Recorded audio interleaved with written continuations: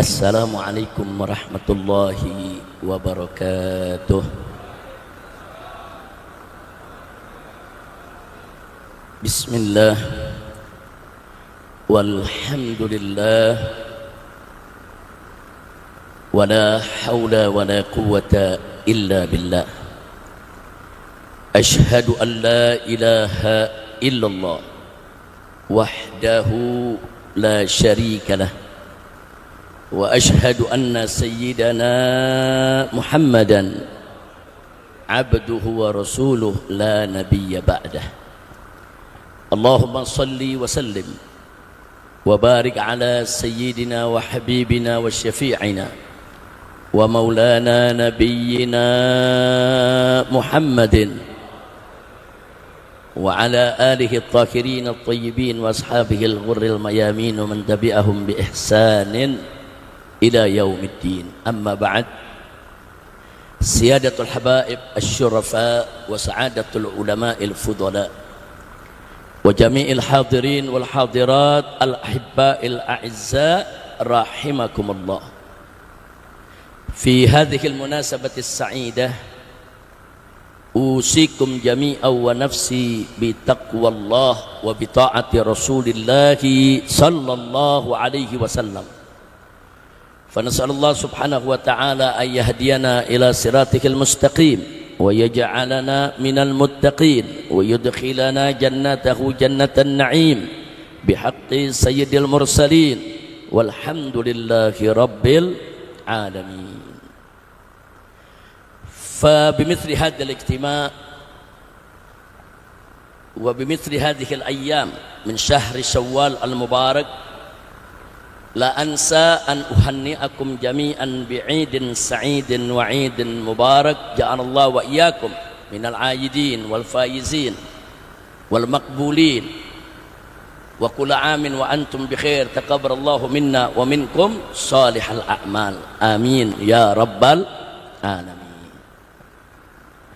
Kepada para habaib, para alim ulama, para kiai, para tokoh, para ulama dan umara yang hadir bersama kita pada kesempatan acara yang berbahagia ini, kita sampaikan apresiasi penghargaan kita kepada mereka, wabil khusus kepada segenap panitia penyelenggara yang telah mengorbankan waktu, tenaga, pikiran, harta benda, begitu juga para dermawan yang ikut mendukung daripada acara ini, wabil khusus guru kita semua, yaitu ayahanda kita semua, akhina al-fadil al-muhtaram al-mukarram Kiai Haji Abdul Hadi hafidhahullahu ta'ala wa ra'ah, famatallahu bituli hayatih wa nafa'ana bi ulumi fid dini wa dunya wal akhirah amin ya rabbal alamin. Nah, untuk para alim ulama kita semua yang hadir pada kesempatan ini, di sini ada Kiai Haji Ahmad Sabri Lubis, yaitu pimpinan Persada. Di sini ada Kiai Haji Abdul Qadir Aka, saudara, dan di sini juga hadir Ketua MUI kita. Bahkan tadi kita sudah dengar sambutan dari Bapak Wali Kota Bekasi. Saudara, kita doakan semuanya, semoga semuanya panjang umur dalam taat dan ibadah, dalam sehat wal afiat. Begitu juga kita yang hadir di sini. Amin ya rabbal alamin. Ahibba'il kiram, sebagaimana sama kita maklumi, kumpulnya kita di tempat ini dalam rangka acara halal bihalal. Acara halal bihalal satu tradisi yang dilakukan oleh umat Islam di Indonesia ini sejak lama. Dan ini merupakan tradisi yang baik selama dilaksanakan dengan cara-cara yang baik. Jadi kalau dalam acara semacam ini, di dalamnya dibacakan Al-Quranul Karim, dibacakan sholawat buat Nabi, umat diajak berzikir, kemudian diberikan juga nasihat-nasihat keagamaan untuk umat, kemudian ada nilai silaturahim di dalamnya, saudara, saling bermaaf-maafan. Maka tradisi semacam ini menjadi tradisi yang baik dan insya Allah penuh keberkahan. Nah, jadi kita jangan kaku kalau melihat suatu tradisi. Nah, jangan dikit-dikit disebutnya bid'ah, dolalah, musyrik, masuk neraka. Nah, kalau begitu cara kita nanti dakwah nggak berkembang ya ikhwan.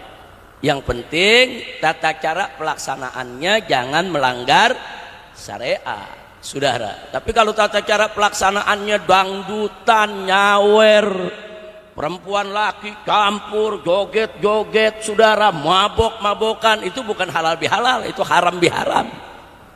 Na'udzubillah min dzalik. Jadi acara halal bihalal semacam ini silakan kita jaga, silakan kita lestarikan. Bahkan kalau diisi dengan aneka ragam dakwah, ini bisa berubah menjadi syiar ya ikhwah. Syiar li'la kalimatillahi subhanahu wa ta'ala. Amin ya rabbal alamin. Nah, baiklah ya ikhwan, apa sih yang diinginkan dari halal bihalal?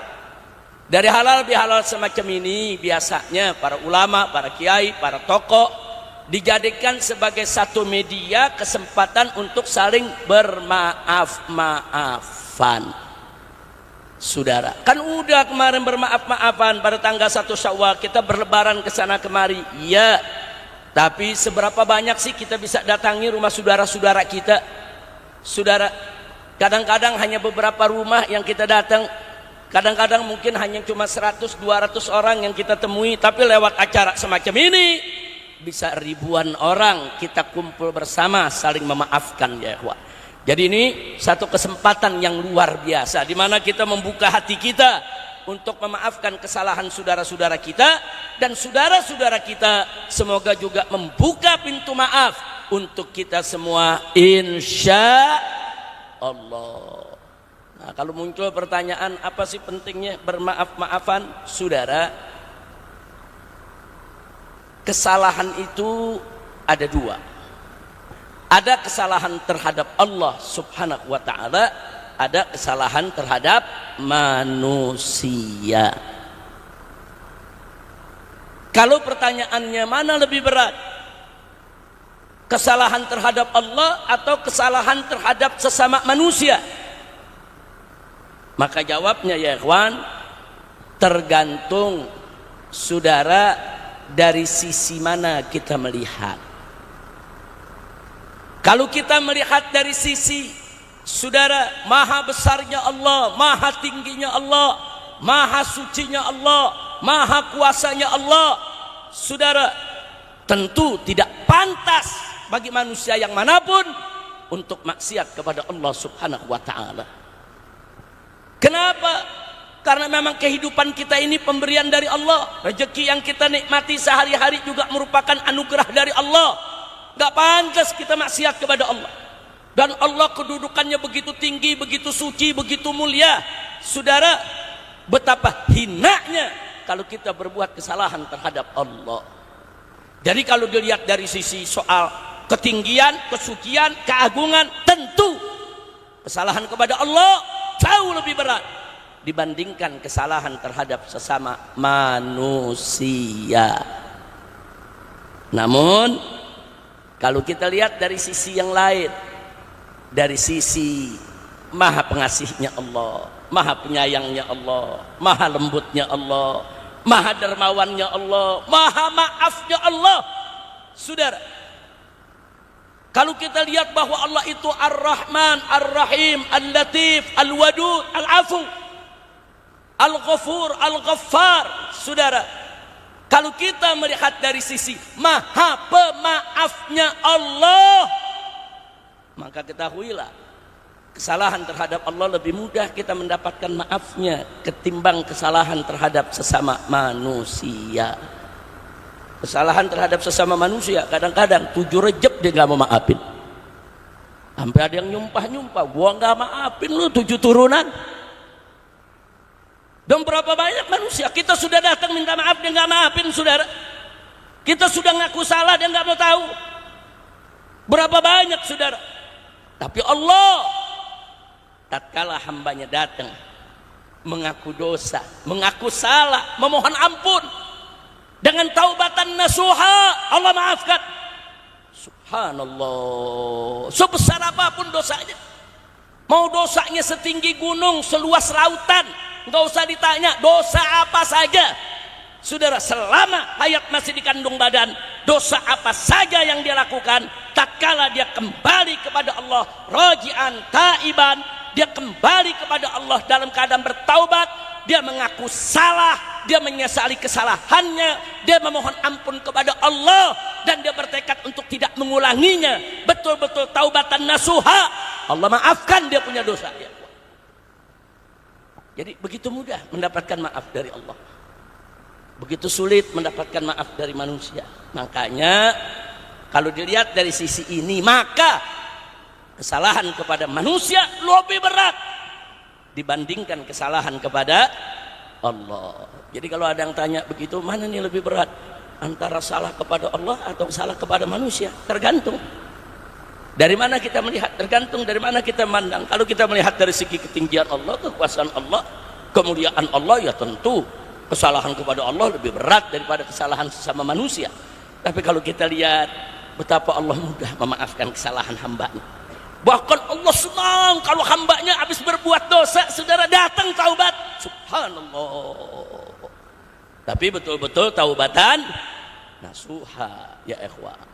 Nah, maka itu sekali lagi, kalau dilihat dari segi maafnya Allah, sulitnya mendapatkan maaf dari manusia, maka kesalahan terhadap manusia jauh lebih berat dibandingkan kesalahan terhadap Allah. Makanya jangan kita berbuat salah baik terhadap Allah maupun terhadap manusia.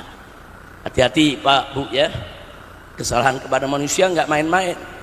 Kita hidup di dunia ini sementara, dunia ini darul amal, ini negeri kita beramal. Akhirat itu darul jaza. Akhirat itu negeri di mana kita akan menerima balasan, baik balasan kebaikan maupun balasan keburukan. Jangan kita pikir kalau kita berbuat dosa di dunia, berbuat salah sesama kita, kemudian nanti kita bisa bebas begitu saja. Enggak ya ikhwan.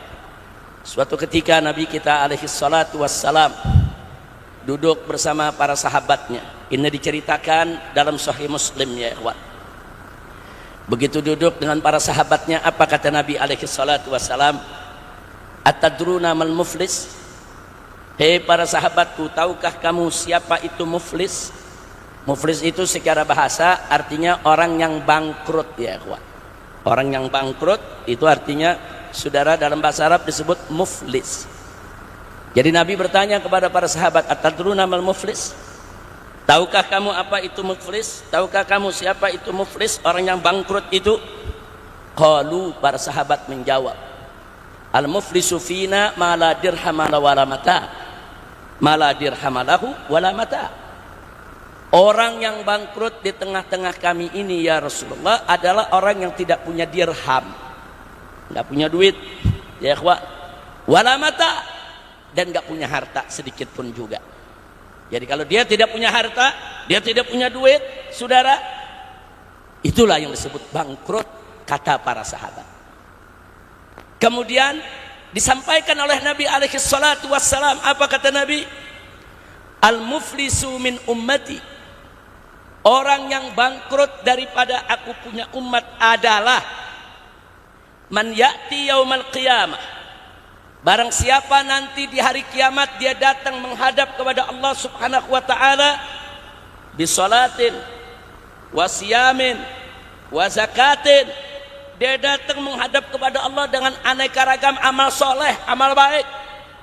Dia datang dengan amal solatnya, dengan amal zakatnya, dengan amal puasanya, luar biasa, aneka ragam pahala dia bawa menghadap Allah, saudara. Tapi apa selanjutnya kata Nabi? Wayati, akan tetapi nanti di pengadilan Allah juga akan datang. Qad syatama hadza, dia sudah mencaci maki orang yang ini. Wa qadhafa hadza, dia sudah fitnah orang yang ini. Wa akala mala hadza, dan dia sudah makan harta orang yang itu. Wa daraba hadza, dan dia sudah pukul orang yang satunya lagi. Artinya apa? Dia lagi bangga-bangganya bawa macam-macam amal soleh menghadap Allah. Dia pikir dia bakal masuk surga nih, amalnya banyak saudara. Tapi pada saat yang sama di pengadilan Allah datang serombongan orang. Siapa mereka? Orang-orang yang pernah dizalimi sama orang ini, saudara. Yang ini pernah dicaci maki, yang ini pernah difitnah, yang ini pernah diambil hartanya, saudara. Yang ini pernah dipukul. Orang-orang yang pernah dizalimi semasa hidup di dunia, semua datang minta keadilan dari Allah Subhanahu wa ta'ala. Ya Rabb, orang ini dulu yang mencaci makiku. Ya Allah, orang ini dulu yang memfitnahku. Ya Allah, ini orang dulu yang mengambil harta bendaku, mengambil tanahku, mengambil lahanku, mengambil uangku. Ya Allah, ini orang yang mukuli aku. Ini orang menganiayaku. Wasafaka dama hadza, termasuk orang yang ditumpahkan darahnya oleh dia, saudara. Dilukai, dibunuh. Semua datang minta keadilan dari Allah Subhanahu wa ta'ala. Jadi hati-hati, saudara. Enggak beres begitu aja dosa kita sama orang. Ada pengadilan Allah, saudara. Dan di pengadilan Allah ini tidak ada satu masalah pun yang akan luput, saudara. Kenapa? Karena hakimnya adalah yang maha tahu, maha adil, saudara. Dialah Allah Subhanahu wa ta'ala. Nah, akhirnya apa yang terjadi? Kata Nabi dalam hadis, fayu'tu hadza min hasanati wa hadza min hasanati. Allah putuskan, saudara, yang ini yang pernah dizalimi, dicaci maki, saudara, bagaimana cara membayar daripada kesalahan tersebut? Orang tadi amalnya diambil, pahala yang dia punya diambil, fayu'to, saudara, diberikan kepada orang yang pernah dizalimi. Yang ini dikasih dia kebaikannya, ini dikasih dari pahalanya, ini dikasih dari ganjarannya, saudara. Sesuai dengan kadar kesalahan masing-masing, dan Allah maha tahu akan kadarnya, saudara. Oh, berapa nih kadar kesalahannya? Oh, sekian. Allah maha tahu. Allah berikan pahala sesuai dengan kadar kesalahan yang pernah dilakukan oleh orang tadi. Semua pahalanya diambil, saudara, dibagi-bagi kepada orang-orang yang sudah dizalimi, saudara. Makanya Nabi mengatakan fayu'tu hadza min hasanati wa hadza min hasanati.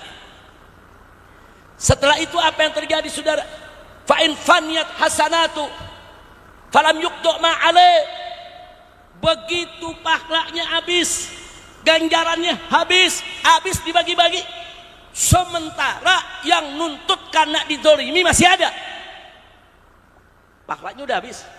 Pahala sholatnya habis, pahala zakatnya habis, pahala puasanya habis, pahala sedekahnya habis. Semua pahala kebaikannya habis. Dibagi-bagi kepada orang yang dizalimi. Masih ada yang dizalimi, belum tuntas. Ya Rabb, kita belum dapat bagian.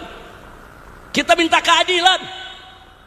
Makanya Nabi katakan fa'in faniyat hasanatu falam yuqda ma alaih. Ini belum beres. Lalu apa yang terjadi, saudara? Nabi mengatakan fa'ukhida, saudara, min khotoyahum faturihat alaih.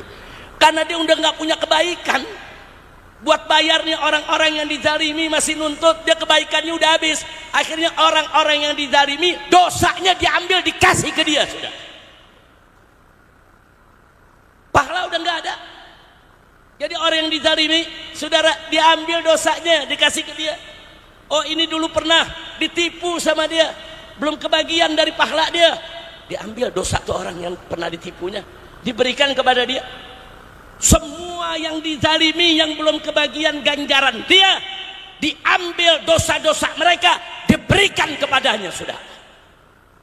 Lalu apa yang terjadi setelah itu? Kata Nabi, sumat turiha finnar. Maka setelah dosa-dosa tadi diberikan kepada dia, akhirnya orang tersebut diseret, dijebloskan ke dalam neraka, saudara. Na'udzubillah min dzalik. Maka itu saya mau bertanya, ini urusan dosa sesama manusia enteng atau berat? Jawab semua, enteng atau berat? Enteng atau berat? Jangan main-main. Hutang 1.000 rupiah atau hutang 50.000 ya, nggak ada artinya. 1.000 rupiah permen nggak dapet ya, kawan. Tapi kita nggak pernah minta maaf, kita nggak pernah bayar tuh utang sama orang. Di akhirat dia bakal datang minta, saudara, keadilan daripada Allah. Hati-hati kalau urusan 5 perak. Kenapa? Karena saat itu orang semua cari selamat. Saat itu semua orang berebut pahala, nggak ada yang mau masuk neraka, semua pengen masuk surga. Apa yang bisa dilakukan, dilakukan. Dia bakal ingat, oh si fulan pernah utang 1.000 rupiah. Oh si fulan pernah cubit saya tapi nggak minta maaf. Oh si fulan pernah menghina saya, mentertawakan saya, tapi nggak pernah dia minta maaf kepada saya. Dia bakal ingat itu semua dosa-dosa orang. Dia minta sama Allah, ya Rabb, berikan aku keadilan. Dia kumpulin tuh pahala-pahala orang punya, saudara. Kalau orang dituntut nggak punya pahala, ngurangin dosa dia diberikan kepada mereka. Masya Allah. Kalau sudah begitu, saudara, apa yang terjadi? Inilah tadi yang Nabi katakan, atadruna mal muflis. Tahu kamu siapa orang yang bangkrut itu? Ini orang yang bangkrut, ya kawan. Yang banyak sholatnya, banyak puasanya, banyak zakatnya, habis ludes dikasih kepada orang-orang yang dizalimi, saudara. Enggak sampai di situ, dosa-dosa orang yang dizalimi diberikan kepada dia. Saya mau tanya, bangkrut tidak? Bangkrut tidak? Itu yang Allah sebut bangkrut, ya Pak. Itu yang banyak pahalanya. Bagaimana yang nggak punya pahala, saudara? Udah di dunia nggak pernah sholat, nggak pernah zakat, nggak pernah berbuat baik, kerjaannya tiap hari nyusahin orang, tiap hari menzalimi orang, tiap hari saudara nyakitin orang. Itu super bangkrut itu, ya Pak. Udah nggak punya pahala apa-apa, bikin dosa sama orang. Dan sekarang ini kita lihat sedih, prihatin, saudara. Ini dekadensi moral di kita punya negeri semakin hari semakin parah. Etika ditinggal, akhlak ditinggal. Kita lihat sekarang, saudara, hanya kesalahan kecil di dalam boklai, kesalahan kecil berantem, saudara. Nggak ada angin, nggak ada hujan, saudara. Tahu-tahu ada anak-anak muda turun dari motor, bawa aneka ragam senjata, saudara, menyerang orang-orang yang nggak bersalah. Ada apa dengan negeri kita? Bapak bunuh anak, anak bunuh bapak, saudara. Suami bunuh istri, istri bunuh suami. Tiap hari kita mendengar kabar-kabar sedemikian rupa, saudara. Ada apa? Kok kezaliman bisa merajalela begitu, saudara? Saudara, Allah nyatakan dalam Al-Quranul Karim, innallaha la yadlimun nasa syai'a walakinan nasa anfusahum yadlimun. Saudara, jadi sesungguhnya Allah itu tidak menzalimi seorang manusia pun, saudara.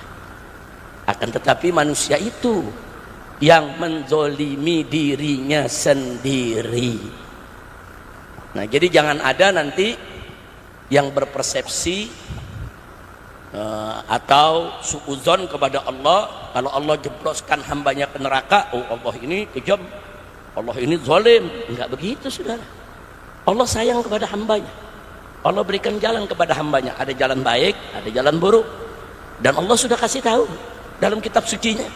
Jalan baik itu menuju ke surga, jalan buruk itu menuju ke neraka, saudara.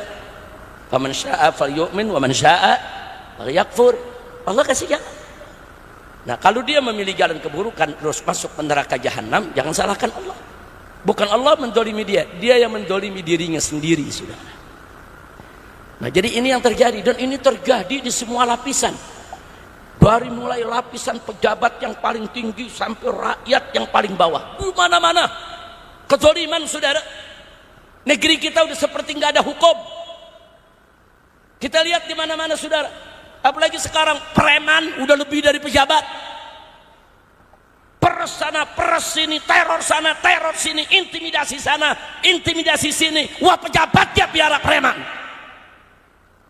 Astagfirullahaladzim. Ini negara mau dibawa kemana? Kalau pejabat biara preman, preman udah berani bakar mobil polisi, saudara. Merasa dirinya dekat dengan kekuasaan, merasa dirinya dekat dengan istana.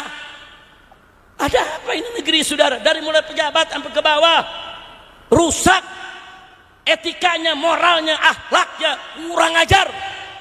Masyarakat dibikin ketakutan, masyarakat dibikin tidak aman. Astagfirullahaladzim. Nah ini, saudara, kalau preman dibiarkan ya begitu. Preman dipiara, kita lapor polisi, polisi nggak berani tangkap. Loh kenapa? Ada backingnya, backingnya lebih tinggi daripada jabatan polisinya, saudara. Kalau ini terus dibiarkan, maka siap-siap negara kita akan hancur, saudara. Nah, mungkin 5-10 tahun ke depan udah nggak ada lagi Indonesia. Mungkin kita udah pecah jadi negara-negara kecil. Sumatera negara sendiri, Kalimantan negara sendiri, Papua negara sendiri, Pulau Jawa negara sendiri, bahkan mungkin Pulau Jawa terpecah menjadi beberapa negara, saudara. Nah, kalau kita nggak mau itu terjadi, ya kita mesti lakukan perubahan. Amar ma'ruf nahi munkar mesti ditegakkan. Katakan yang hak itu hak, yang batil itu batil. Nggak main-main menyampaikan kalimatul haq amama sultanil jahir, itu afdolul jihad.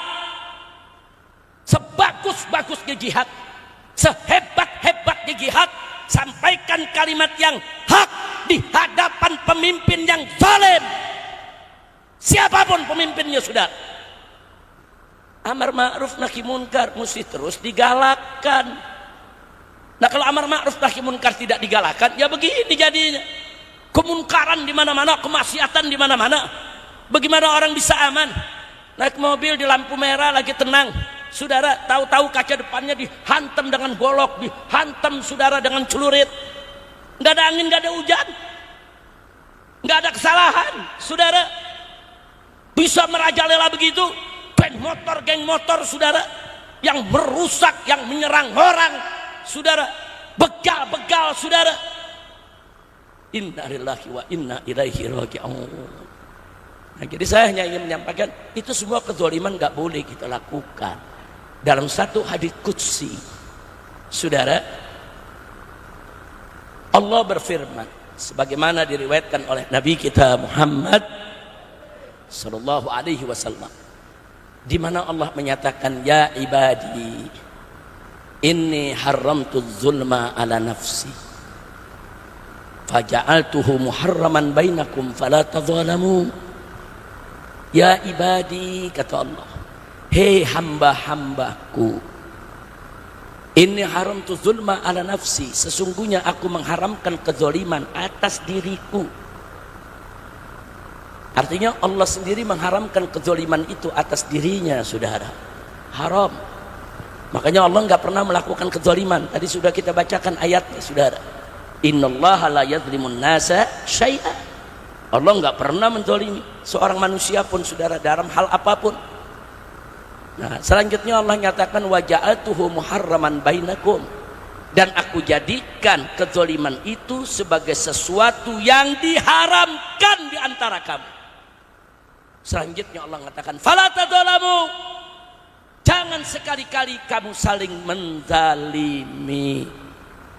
Gak boleh menzalimi, itu berat, saudara. Satu, jangan kita zalimi diri kita sendiri. Orang menenggak minuman keras, dia menzalimi dirinya sendiri, dia merusak dirinya.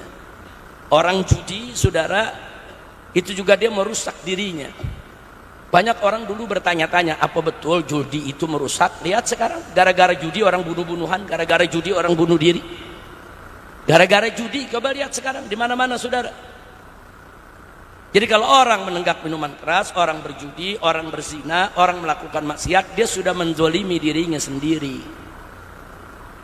Nah, yang kedua, jangan kita zolimi keluarga kita.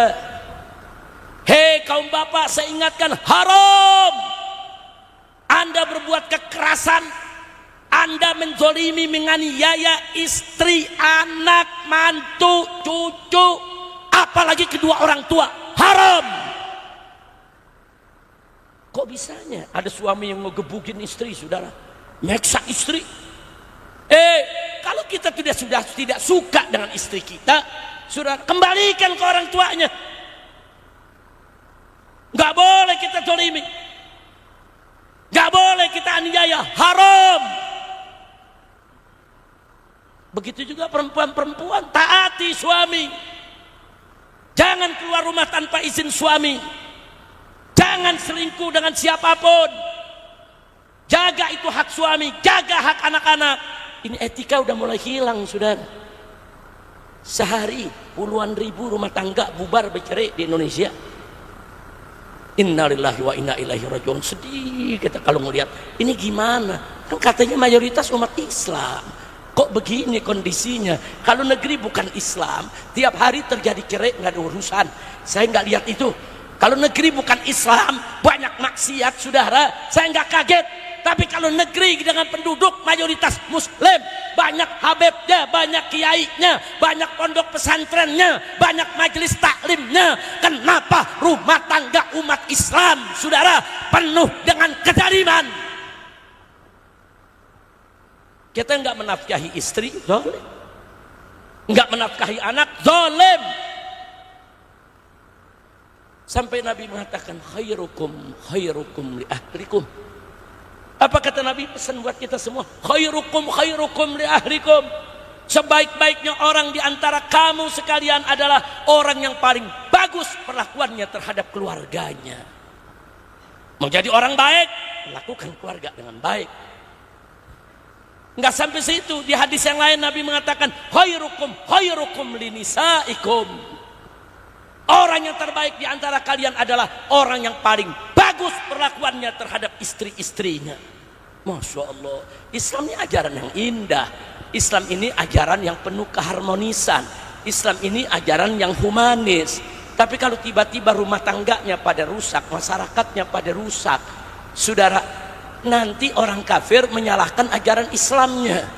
Pantas banyak orang kafir enggan mau meluk Islam manakala melihat perilaku umat Islam seperti itu, saudara. Nah, karena itu saya mau ajak semua, yuk, jangan kita zalimi diri kita, jangan kita zalimi keluarga kita, jangan zalimi tetangga kita, saudara. Tetangga kita kanan kiri, saudara, jaga hak mereka. Hari ini mereka diam, mereka nggak berani protes. Hari ini mereka diam, mereka terus diganggu oleh kita. Tapi besok di pengadilan Allah, semua tetangga kita akan menuntut. Kalau kita menzalimi mereka, mengganggu tidur mereka, mengganggu istirahat mereka, mengganggu keamanan rumah mereka, haram. Jadi Islam ini, pelajaran ini, saudara, semuanya untuk akhlakul karimah. Kan Nabi mengatakan, innama bu'ittu li utammima makarimal akhlak. Sesungguhnya aku ini diutus oleh Allah hanya untuk menyempurnakan kemuliaan-kemuliaan akhlak. Kenapa kita ini diperintahkan sholat 5 waktu? Supaya akhlak kita bagus. Kenapa kita puasa Ramadan? Supaya akhlak kita bagus. Kenapa kita bayar zakat? Supaya akhlak kita bagus. Kenapa kita disuruh haji, disuruh umroh? Supaya akhlak kita bagus. Kenapa kita diperintahkan untuk menghormati kedua orang tua? Supaya akhlak kita bagus. Kenapa kita diperintahkan untuk menghormati ulama kita, guru-guru kita? Supaya akhlak kita bagus. Kenapa kita disuruh menjaga keamanan tetangga kita? Supaya akhlak kita bagus. Kenapa kita dilarang berzina, dilarang menenggak minuman keras, dilarang berjudi, dilarang, saudara, menggunakan narkoba, dilarang untuk merusak diri kita? Supaya akhlak kita bagus. Kenapa kita dilarang ke dukun? Kenapa kita dilarang belajar ilmu santet? Kenapa dilarang menggunakan ilmu sihir? Supaya akhlak kita bagus. Supaya akhlak kita bagus, saudara. Nah, kalau mayoritas muslim akhlaknya kita lihat di jalan seperti ini, saudara, padahal para ulama sudah mati-matian buka majelis, ngajar, berteriak, ngajarin umat, saudara. Nah, maka itu di sini saya mau sampaikan, yuk, saudara, enggak cukup kalau cuman ulama yang berteriak dari majelis taklim merapikan akhlak umat. Tapi harus ada dukungan umaro. Kalau ulama berteriak minuman keras haram, umaro tutup pabrik minuman kerasnya. Kalau ulama berteriak zina haram, umaro tutup tempat prostitusinya. Kalau ulama berteriak judi haram, pemerintah serius berantas judinya. Ini kadang-kadang aparat jadi backingnya. Apa ceritanya, saudara? Inna lillahi wa inna ilaihi raji'un. Hati-hati. Di hadis yang lain Nabi mengatakan, ittaqud zulma fa inna zulma zulumatun yaumal qiyamah. Takutlah kamu sekalian kepada kezaliman. Hati-hati, kata Nabi. Kenapa? Fa inna zulma, karena sesungguhnya kezaliman itu zulumat, akan menjadi kegelapan yang berlapis-lapis yaumal qiyamah, di hari kiamat nanti, saudara. Tentu kita di hari kiamat ingin terang benderang. Kita ingin ada nur. Kita ingin ada cahaya yang menerangi kita semua, saudara. Tapi hati-hati. Kalau banyak berbuat zalim, Nabi mengatakan inna dzulma dzulumat. Bahwa kezaliman itu, saudara, akan menjadi kegelapan yang berlapis-lapis di hari kiamat. Na'udzubillah min dzalik. Maka itu yuk, mumpung hayat masih di kandung badan, satu, taubatlah kembali kepada Allah. Tubu ilallahi taubatan nasuha. Taubat kembali kepada Allah, saudara, dengan sebenar-benarnya taubat. Yang kedua, minta maaf sesama manusia. Yang pertama, minta maaf kepada ibu bapak kita, saudara. Kalau kita selama ini bicara kasar, saudara, berperilaku kasar, nggak boleh. Saudara, menatap orang tua saja itu bisa durhaka, saudara. Menatap orang tua dengan tajam membuat orang tua takut, membuat orang tua khawatir, haram. Bagaimana berucap kata yang kasar, bagaimana memukul orang tua, bagaimana membuang orang tua. Saudara, di Jepang ada tradisi di beberapa suku, kalau orang tua sudah lanjut 60 ke atas lebih, orang tua itu digendong oleh anaknya, ditaruh di tengah hutan, ditinggalkan. Sampai hari ini tradisi itu di beberapa suku di Jepang masih berlangsung. Dan bagi mereka itu bukan kejahatan, tapi bagi mereka itu adalah solusi dari problem kehidupan. Di barat, saudara, di Amerika, di Australia, di Eropa, saudara, kalau orang tua sudah tua 60 tahun lebih, saudara, maka rame-rame dilempar ke pondok, ke panti asuhan, saudara. Kalau sudah dilempar ke panti asuhan, enggak ditengok, enggak dilihat, enggak, saudara. Itu ajaran tradisi yang ada di dunia ini, saudara. Tapi beda dengan Islam, saudara. Islam, Al-Quran dan Sunnah Nabi mengajarkan hormati orang tuamu, jaga orang tuamu. Justru kalau orang tua sudah tua, lanjut usia, itu kesempatan kita untuk mendapatkan tiket masuk surga, saudara. Justru saat orang tua udah tua, itu ujian kita, sampai Allah mengingatkan kita semua, saudara. Fala taqul lahuma uff, jangan sekali-kali kau katakan kepada mereka uff, ih. Kalau ngomong begitu aja nggak boleh, apalagi ngebentak. Kalau ngomong begitu aja nggak boleh, saudara, apalagi mencaci maki. Kalau bicara uff saja nggak boleh, saudara, apalagi menganiaya, apalagi menelantarkan orang tua. Indah ajaran Islam. Rumah tangga yang mengajarkan Islam dengan baik, orang tua nggak khawatir. Semakin tua, anak cucu semakin cinta sama dia, saudara. Anak cucu datang saling bergantian, mendatangi, cium tangan, cium pipi, cium jidat, saudara. Masing-masing bawa hadiah sampai akhir hayatnya. Indah jadi orang Islam, ya ikhwan. Enggak, Islam yang ngajarin taruh orang tuamu di panti asuhan, taruh orang tuamu di pondok. Enggak, Islam enggak ngajarin, kecuali kalau kondisinya darurat, saudara. Oh, seorang anak dia bekerja, oh dia punya ibu atau punya ayah sudah lanjut usia, dia bingung bagaimana ini. Oh, dia mau taruh pembantu di rumah, sudah dicoba sekali berhenti, 2 kali berhenti, 3 kali berhenti, pembantunya nggak sanggup, saudara. Karena orang makin tua perilakunya seperti anak kecil, makin bawel, saudara, lupa-lupaan, omongin yang udah dikeluarin diomongin lagi, saudara. Kalau kurang sabar, saudara, pegel memang, saudara. Nah, akhirnya apa? Terpaksa.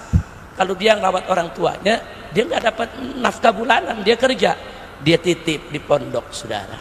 Dia titip, yaitu di pondok duafa atau pondok lansia. Nah, dia titip, saudara, di panti asuhan. Panti asuhan yang dia percaya, yang mengajarkan keislaman, mengajarkan keagamaan.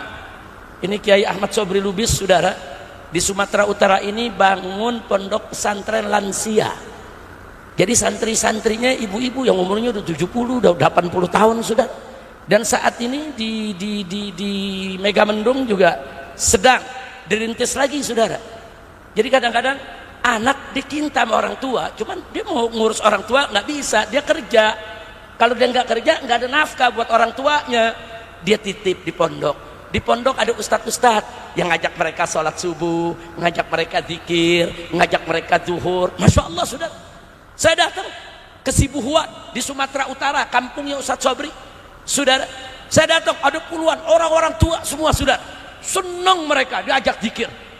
Ada 70, saudara. Senang mereka diajak zikir, nenek-nenek semua diajak zikir, diajak selawatan, saudara. Makan dijamin, semua dijamin. Anaknya datang hari libur seminggu sekali nengokin. Nah, kalau yang begini silakan taruh orang tua di pondok-pondok semacam itu, saudara. Beda dengan panti asuhan yang gak kenal agama, cuma dikasih makan doang. Saudara, kalau ini enggak, dikasih kegiatan yang islami, saudara. Tapi yang terbaik, rawat orang tua kita di rumah kita, saudara. Rawat orang tua kita di samping kita. Rawat orang tua kita sampai akhir hayatnya, saudara. Kalau kita mengatakan orang tua kita bawel, kau juga masih bayi bawel. Tiap malam bangun nangis, ayahmu yang bangun, ibumu yang bangun, tengah malam kencing, buang air besar, ibumu yang cebokin, ayahmu yang ngayunin. Apa kau pikir waktu kita bayi kita ini tidak bawel? Jauh lebih bawel daripada orang tua kita, jauh lebih rewel daripada orang tua kita, saudara. Jangan zalimi orang tua, ya kawan. Orang tua kunci kebahagiaan dunia akhirat kita.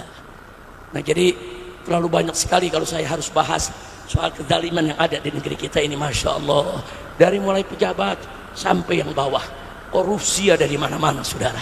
Inna lillahi wa inna ilaihi rajiun. Korupsi udah gila-gilaan. Dulu di zaman Pak Harto korupsi masih di kolong meja, masih ada malu, saudara. Begitu reformasi kita pikir makin bagus, nggak taunya jadi repot nasi. Nah, akhirnya apa? Korupsi naik di atas meja. Korupsi naik di atas meja. 10 tahun terakhir kemarin, saudara, yang banyak bohong, banyak dustanya, saudara, sama meja-mejanya dibuat hari. Jujur aja, kacau tidak? Kacau tidak? Kacau tidak? Itulah Indonesia. Nah, sekarang saya mau tanya, apa kita mau begini terus? Apa mau begini terus? Siap bangkit, siap berakhlak, siap berjuang, siap melakukan perubahan, siap perbaiki negeri. Takbir, sallu ala nabi. Saudara, sebelum saya akhiri, saya mau tanya. Kita nyakitin ini, nyakitin itu, ngambil harta ini, ngambil harta itu. Nabi udah sebut bangkrut. Yang saya mau tanya, bagaimana kalau ada pejabat korupsi sampai triliunan? Itu yang nuntut berapa orang tuh? Itu yang disakiti, saya mau tanya, dirugikan berapa orang? Sekampung? Senegeri? Senegeri? Senegeri dia sakiti, senegeri haknya diambil, senegeri dia zalimi. Saya bisa bayangin tuh, pejabat yang model begitu nanti di akhirat ada 270 juta rakyat Indonesia ngantri lagi nuntut dia. Rame-rame ngantri. Saya juga mau ikut ngantri. Loh, kenapa ngikut ngantri? Ya kan lumayan, pahala dia dikasih kita atau dosa kita dikasih dia. Korupsi besar-besaran habis-habisan, nggak tanggung-tanggung, triliunan. Masya Allah. Cuman ironisnya yang kita sedih, saudara, ini yang kita paling sedih nih, maling ayam digebugin babak belur, ada yang mati, saudara. Yang korupsi triliunan depan kamera masih ketawa-ketawa, dikawal, dapat uang penjara yang bagus. Habib, apa betul sel itu bisa diberi? Bisa. Habib, apa betul di sel itu kita bisa dapat fasilitas ini, fasilitas itu? Bisa. Lo kok Habib tahu? Kan gue pengalaman. Gue tahu yang jual beli di sana, betul? Betul. Nah, Ustaz Sobri juga pengalaman tuh, ya kawan. Nemenin saya di penjara. Bisa. Memang ada ruang-ruang yang disewa kok. Memang ada ruang-ruang yang memang harus bayar kok. Saudara, jadi mau jadi apa nih kita punya negeri? Nah, gitu saya mau tanya nih, sekali lagi, mau Indonesia baik? Mau Indonesia bagus? Mau Indonesia jadi baldatun thayyibah? Betul. Nah, kalau begitu saudara, yuk perbaiki akhlak kita. Yang kemarin sholatnya sudah bagus, pertahankan, tingkatkan lebih bagus lagi. Yang kemarin sholatnya masih belum bagus, baguskan sholatnya, saudara. Yang kemarin masih suka maksiat, stop, tidak usah maksiat lagi, saudara. Insya Allah kalau kita semua kembali kepada Allah, Allah akan berikan keberkahan kepada kita, Allah akan berikan kemenangan kepada kita, Allah akan jadikan negeri kita baldatun thayyibatun wa rabbun ghafur. Amin ya rabbal alamin. Kira-kira yang saya sampaikan jelas tidak? Paham semua?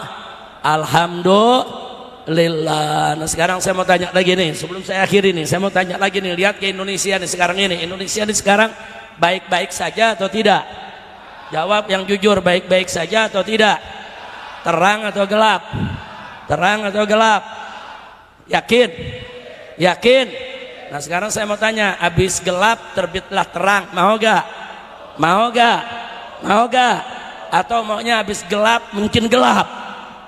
Masya Allah. Nah baiklah saudara, saya sudah menyampaikan sebelum Bapak Presiden kita dilantik.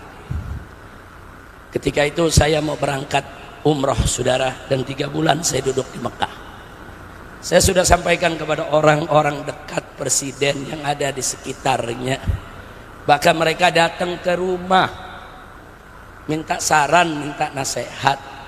Habib bagaimana ini kalau Bapak Presiden nanti dilantik tanggal 20 Oktober, supaya kedepannya Presiden lebih baik, diterima oleh umat, diterima oleh habaib, oleh ulama. Kita bekerja sama bareng-bareng supaya Indonesia ini berkah, makmur, sejahtera. Saya sampaikan secara terus terang kepada yang bersangkutan satu aja. Saya bilang kalau Bapak Presiden mau bagus, mau baik, nanti setelah dilantik perhatikan kabinetnya, perhatikan menteri-menterinya, karena siapa menteri di sekitar kita itu akan menjadi indikator kita baik atau buruk. Ada hadis nih saudara, Nabi mengatakan dalam satu hadis, kama qala Nabi sallallahu alaihi wasallam, idza aradallahu bil amiri khairan yaj'al lahu wuzara'u khair. Dan sebaliknya, wa idza aradallahu bil amiri syarran yaj'al lahu uzara syarr. Nabi mengatakan jika Allah menginginkan kebaikan untuk seorang pemimpin, maka Allah akan jadikan buat dia, Allah kirim ke dia menteri-menteri yang baik. Uzara khair, uzara itu menteri-menteri, itu jamak dari kata wazir. Amir pemimpinnya, wazir menterinya saudara. Dan sebaliknya kata Nabi, jika Allah menghendaki keburukan bagi seorang pemimpin, Allah jadikan bagi pemimpin tersebut, Allah kirim buat pemimpin tersebut uzara usyar, menteri-menteri yang jelek, yang buruk.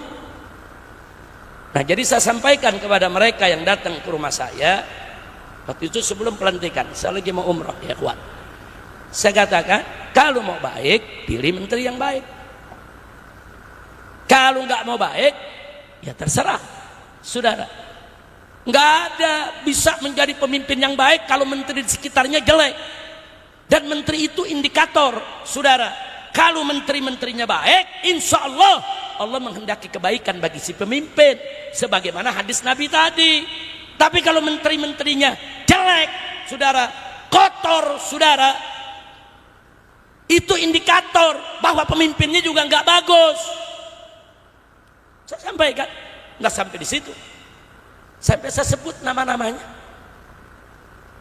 Saya katakan kalau jadi presiden sudah dilantik, jangan sekali-kali saudara menjadikan Jokowi dan kroni-kroninya sebagai menteri. Tutup pintu, jangan masukkan ke kabinet. Saya sampaikan, saya sebut satu-satu namanya, berapa belas orang saya sebut saudara. Ditanya siapa aja itu, saya sebutkan satu persatu, fulan, fulan, fulan, fulan.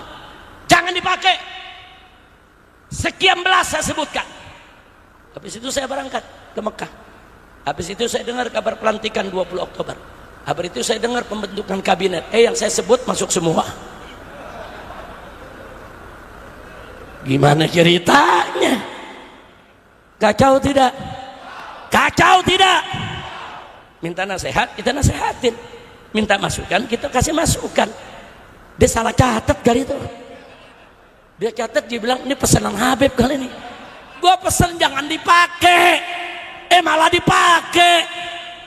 Innalillahi wa inna ilaihi rajiun. Makanya nih yang begini-begini mestinya ke Kiai Abdul Hadi nih berobat pikun. Dia diobatin ke Kiai Abdul Hadi, amin. Udah nggak usah diterusin dah, udah kacau. Udah ntar anu ceramah bagus-bagus gitu ribut, anu keluar dah unak-unak semua. Udah cukup segitu kira-kira yang saya sampaikan, jelas tidak? Kemarin juga datang lagi, Beb ini bagaimana? Nah, kan gue udah bilangin, yang begitu lu jangan pakai, kenapa jadi lu pakai? Nah jadi bagaimana sekarang? Ya reshuffle, masih ada jalan kebaikan di depan, betul? Betul? Pecat semua menteri-menteri yang bermasalah, betul? Menteri yang terlibat korupsi, menteri yang terlibat KM50, menteri yang terlibat tabrak undang-undang, menteri yang terlibat perjudian, menteri yang terlibat penyelewengan bansos. Wah, udah geregetan aja dah. Ini kalau lagi begini, gue lupa sama penyakit gue. Pinggang yang sakit jadi baik ya Hadi. Udah cukup dah.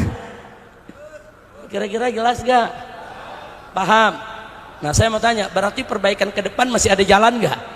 Ada. Makanya saya masih doain biar Bapak Presiden kita diberikan taufik dan hidayah, diberikan perlindungan oleh Allah, dibuka mata hatinya, dibuka telinga dan matanya semuanya, saudara, agar dia bisa mengetahui mana pejuang, mana pecundang, mana yang amanat, mana yang pengkhianat, saudara.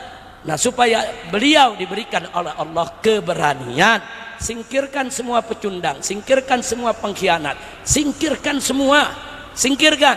Nggak usah khawatir, jangan takut. Oh ada isu nanti kalau presiden reshuffle sekian belas menteri dipecat karena dianggap begini begitu, nanti presiden dikudeta. Rakyat ada bersama presiden, betul? Betul? Kalau presiden melawan koruptor, kalau presiden melawan bandar judi, kalau presiden melawan oligarki busuk, melawan penjahat-penjahat negara, seluruh umat Islam di negeri ini akan berada bukan hanya di belakang presiden, bahkan siap ada depan presiden. Kita siap hancurkan siapapun yang ingin menghancurkan negara kita. Betul? Takbir. Siap berjuang, siap lawan koruptor. Takbir. Hidup NKRI, hidup Islam, hidup rakyat. Itu nasehatin. Sekarang kita sampaikan, mudah-mudahan ke depan berubah. Amin. Amin. Walaupun kadang-kadang pesimis. Lo pesimisnya apa? Saya di mana-mana teriak adili Jokowi. Rakyat mahasiswa di mana-mana teriak adili Jokowi. Ada yang teriak di istana, hidup Jokowi.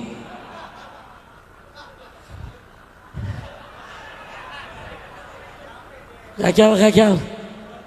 Capek gak? Capek gak? Capek gak? Masya Allah. Ya udah, itu yang saya mau sampaikan ya kawan. Nah sekarang saudara, saya mau tanya sekali lagi. Kalau presiden berjuang untuk kebaikan, bela agama, bangsa dan rakyat, siap bela presiden? Siap bantu presiden? Siap jaga presiden? Takbir. Tapi kalau presidennya masih begini-begini aja, ya saya mau gelar tikar nonton. Ya bukan, sekarang kan di mana-mana kezalimannya Allah lagi buka, betul? Betul. Orang zolim lagi main buka-bukaan celana, lagi main lapor-laporan. Alhamdulillah. Ada yang nanya, Habib gimana nih Beb? Ini keadaan udah gawat nih. Oh, ini di sini udah pada saling menyerang. Kenapa jadi gawat? Buaya berantem, kenapa lu yang ribut? Ya, tonton aja, betul? Betul. Serigala lagi mencakar-cakaran, tonton. Masya Allah. Kalau perlu adu, kalau perlu ada yang protes, Habib kok begitu Beb? Adu domba kan haram Beb. Jawab jangan. Halal dihalal tahun depan. Bukan lo mau borongan sekarang juga. Jawab jangan. Adu domba memang haram, betul? Adu manusia apalagi, betul?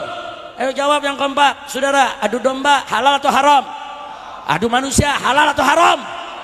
Adu setan? Lu bingung dah lo. Ayo adu setan. Adu setan. Setan sama setan berantem. Duhin. Kira-kira jelas gak? Lu jangan nanya setannya siapa. Wah, gua atur lu mata-mata lu. Kadang-kadang mancing, Beb siapa tuh Beb? Kita sebutin, gua pulang ditanggap. Lu jangan nanya. Makanya itu siapa Beb? Masa lu nggak tahu? Yang hadir sini saya mau tanya, tahu setan? Tahu setan? Ada setan kepala hitam ada? Tahu? Nggak usah nanya, nggak usah nanya. Ya bukan kita nanya, akhirnya urusannya panjang. Udah tahu aja tuh. Ya udah kira-kira jelas ya. Ya udah sekarang kita baca selawat sama-sama. Salatullah salamullah ala toha rasulillah. Salatullah salamullah ala yasin habibillah. Semua Salatullah salamullah ala toha rasulillah. Salatullah salamullah ala yasin habibillah. tawassalna bismillah wa bil hadi rasulillah. Tawassalna bismillah wa bil hadi rasulillah wa kulli mujahidin lillah bi ahlil badri ya Allah. Salatullah semua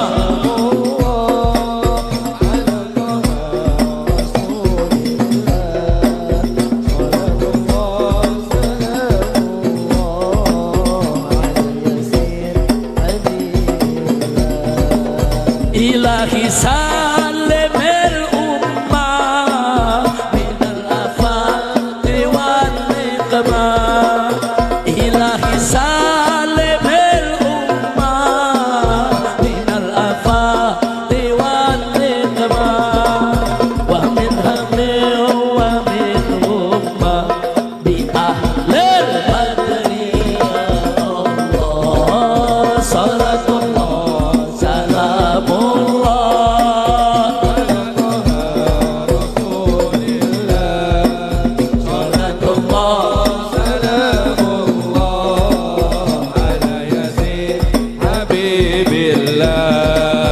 ilahi kfir wa akrimna binal maqalib minna. Ilahi kfir wa akrimna binal maqalib minna wa dafi masaatin anna bi ahlil badri ya Allah. Salatullah salamullah ala toha rasulillah. Salatullah ala yasin habibillah. yasin habibillah wa salli ala nabiyil barri bila adin wala hasrin. Wa salli ala nabiyil barri bila adin wala hasrin.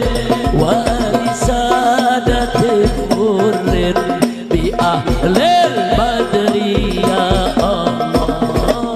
Salatullah salamullah ilahana ya Rabb rasulillah. sallallahu alaihi Salamullah ilahana ya Rabbana habibillah.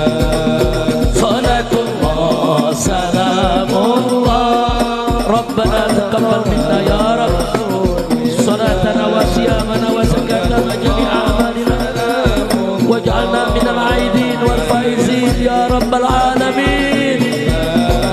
Salatullah Salam ilahana Rabbana atina fid dunya hasanah wa fil akhirati hasanah wa qina adzabannar. Wa sallallahu ala sayyidina Muhammadin wa ala alihi wa sahbihi ya Rabb habibillah. ala yasin habibillah ala yasin habibillah ala yasin. Sallu ala nabi. Alhamdulillah, itu yang bisa saya sampaikan pada hari ini. kita doakan mudah-mudahan Kiai Haji Abdul Hadi, semua kiai-kiai yang ada di Bekasi, semua tanpa terkecuali Allah panjangkan umur mereka, Allah menangkan dakwah mereka, Allah berikan kebahagiaan dari dunia hingga akhirat. Dan mudah-mudahan majelis ini majelis yang dibangun oleh Kiai Abdul Hadi, saudara, biar jadi majelis yang barakah. Dan mudah-mudahan di Bekasi ini, saudara, insya Allah kota Bekasi menjadi Madinah salihah thayyibah, munawwarah munawwirah ma'murah, amin ya rabbal alamin. Ala hadhihi niyah wa likulli niyatin salihah. Wa ila hadratin nabiyil mustafa sallallahu alaihi wasallam bisiril fatihah.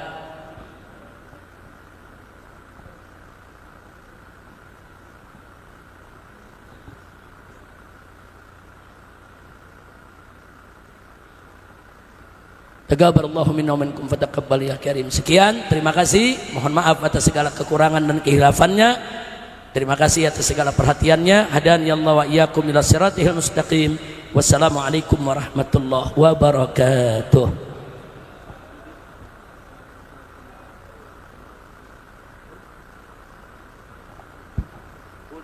Silakan.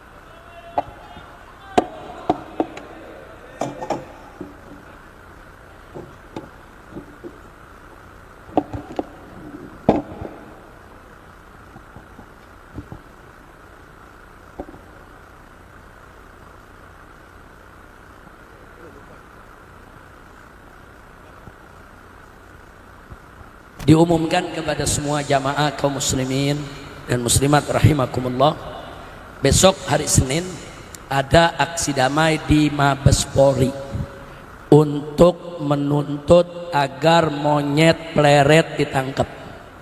Karena seenaknya dia mengatakan ulama, guru tua yang begitu dihormati di Indonesia Timur dengan sebutan guru tua itu monyet. Bukan guru tua yang monyet, dia yang monyet ya kawan. Nah, begitu saya mau tanya semua, siap ikut? Siap hadir? Besok ormas-ormas Islam akan ada di Mabes Polri, sholat zuhur di Masjid Agung Al-Azhar. Kumpul dari situ baru ke Mabes Polri.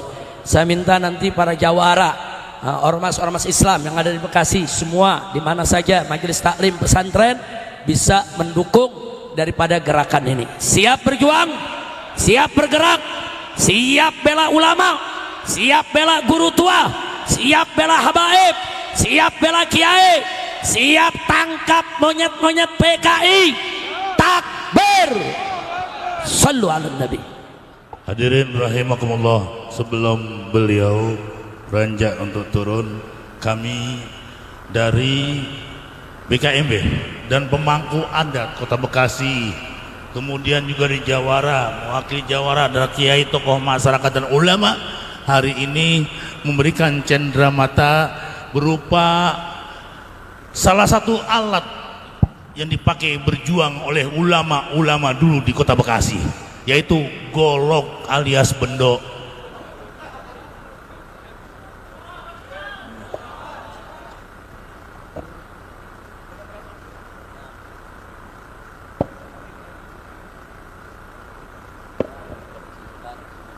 Doain kami bisa berjuang bersama antum menjaga NKRI yang terbaik sebagaimana orang-orang tua kita dulu, pejuang-pejuang dulu, kiai-kiai dulu berjuang bersama kita untuk memerdekakan bangsa ini. Sekarang kita sebagai penerus, sebagai pemegang tongkat estafet, kita berjuang sama-sama. Takbir, takbir.